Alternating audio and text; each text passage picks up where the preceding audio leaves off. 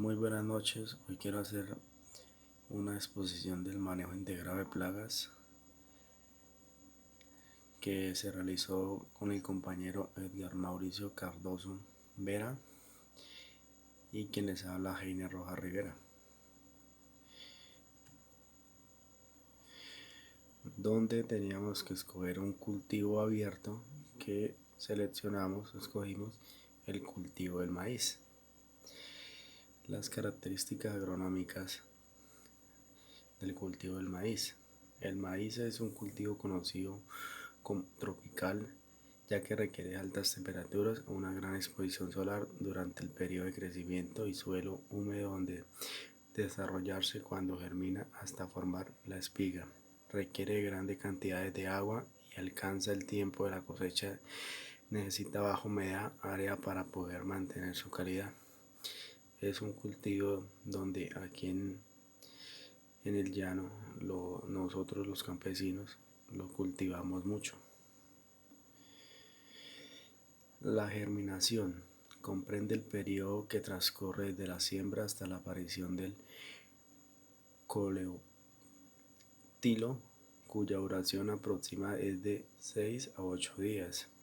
La floración es de los 25 a los 30 días de efectuada la siembra. Inicia la panoja en el interior del tallo con la base de este.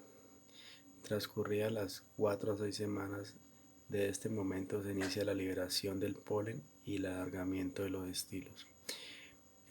El crecimiento: una vez nacido el maíz aparece una nueva hoja cada 3 días. Si las condiciones son normales, a los 15-20 días siguientes a la nacencia la planta debe tener ya 5 o 6 hojas y en las primeras 4 y 5 semanas la planta debe tener formadas todas las hojas. Las exigencias del clima del maíz requieren una temperatura de 25 a 30 grados centígrados. Requiere bastante incidencia de luz solar. En aquellos climas húmedos su rendimiento es más bajo.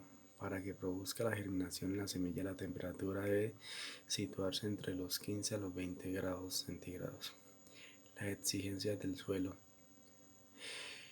El maíz se adapta muy bien a los tipos de suelo, pero suelos con pH entre 6 a 7 son los que mejor se adaptan. También requieren suelos profundos, ricos en materia orgánica. La pluviometría. Las aguas en forma de lluvia son necesarias en periodos de crecimiento en unos contenidos de 40 a 65 centímetros. Los riesgos. El maíz es un cultivo exigente en agua, en el orden de los 5 milímetros al día. Los riesgos pueden realizarse por aspersión y a manta. El riego más empleado últimamente es el riego por aspersión. Las necesidades hídricas van variando a lo largo del cultivo y cuando las plantas comienzan a nacer se requiere menos cantidad de agua. La plaga más importante y que más lo ataca es el Sphaerothera frugiperda o el gusano cogollero. En la actualidad actúa como un barredor de tallo y se alimenta de las espigas y la mazorca en su llenado. En la medida que la larva se desarrolla, los daños son más severos y característicos, ya que presentan por manchones áreas bien marcadas. El gusano adulto, como lo podemos observar en la imagen, es una polilla con una expansión alar de 30 a 38 milímetros. Las alas anteriores son grisáceas a pardo grisáceas, en el macho más claras y con máculas más contrastantes. Las alas posteriores son prácticamente blancas con una línea de color castaño sobre el margen exterior. El manejo integrado del Sphaerothera frugiperda o gusano cogollero. El manejo de las poblaciones del Sphaerothera en maíz es necesario llevar registros permanentes sobre la época de llegada de la plaga al cultivo. Podemos observar en la imagen cómo puede afectar el cultivo. En cada figura va mostrando.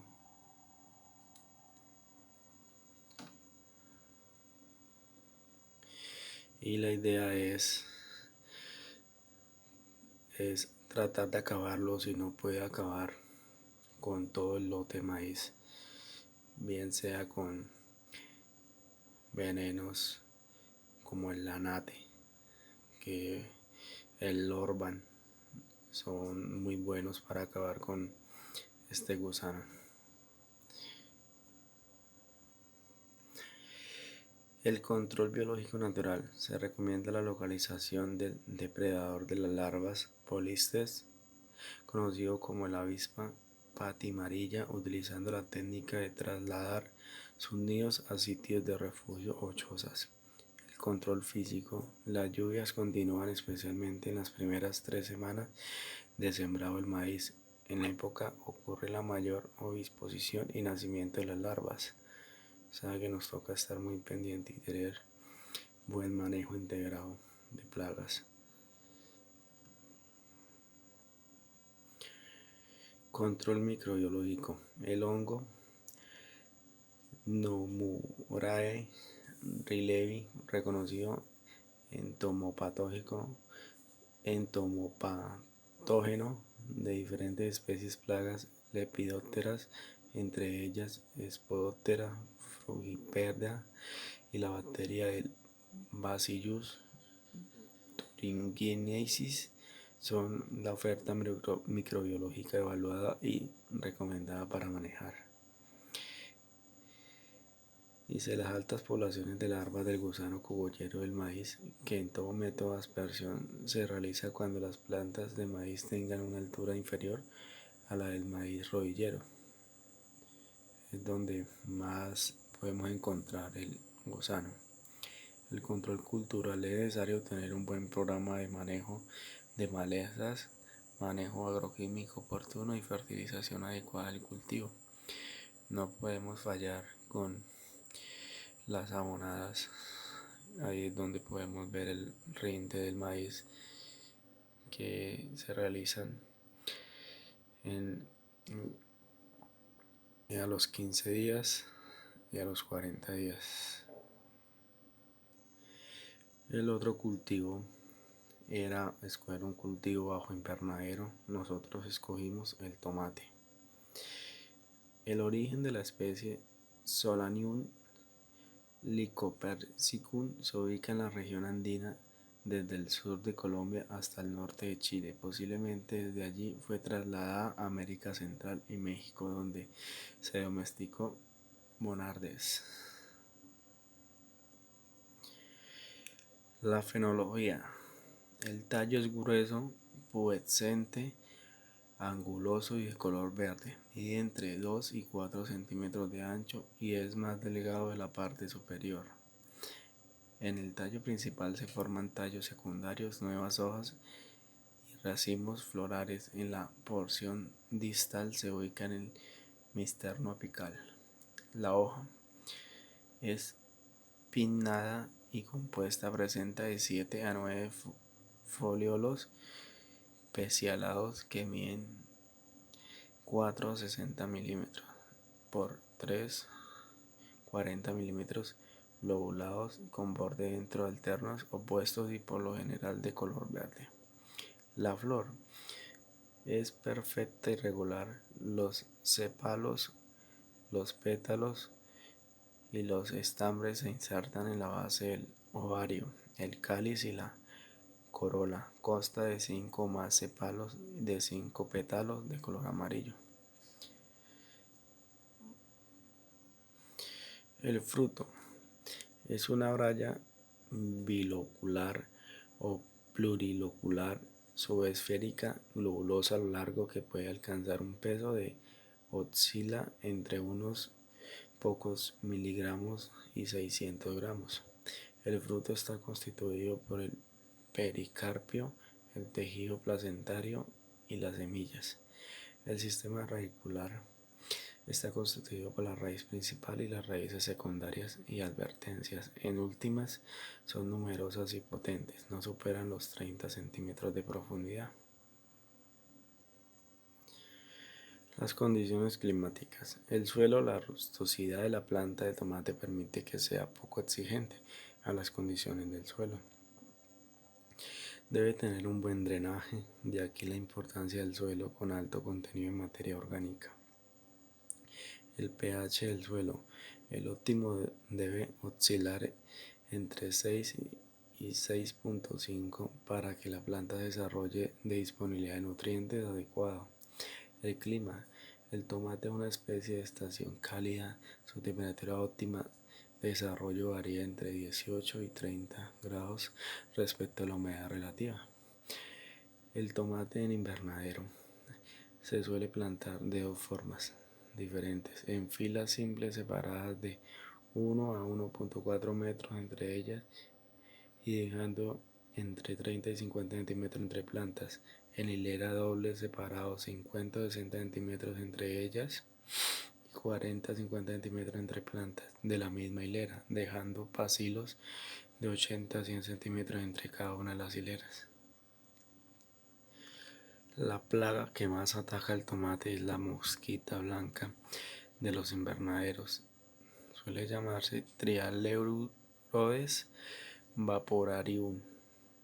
Es una especie polífaga, se encuentra en cultivos como tomate, ají, pimentón, pepino, de ensalada, sandía, melón, zapallo italiano, frijol, tabaco, alfalfa. O sea, ataca demasiados cultivos. Toca tener mucho cuidado con esa mosca. Aquí podemos observar en esta imagen el control biológico.